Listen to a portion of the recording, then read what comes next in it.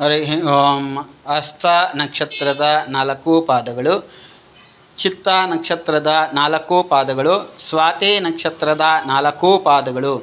ಈ ನಕ್ಷತ್ರದಲ್ಲಿ ಜನಿಸಿರುವವರಿಗೆ ಕಬ್ಬಿಣ, ತಾಮ್ರ, ಹಿತ್ತಾಳೆ, ಕಂಚು, ಸೀಸ, ಕಂಬಳಿ ಇತ್ಯಾದಿ ಕಪ್ಪು ವಸ್ತುಗಳಿಂದಲೂ ಎಣ್ಣೆ, ಬೆಣ್ಣೆ, ಔಡಲ, ಶೇಂಗಾ, ಕುಸುಬಿ, ಸಕ್ಕರೆ ಮುಂತಾದ ರಸವಸ್ತುಗಳ ವ್ಯಾಪಾರದಿಂದಲೂ ಅಧಿಕ ಧನಲಾಭ ಗಳಿಸುವರು.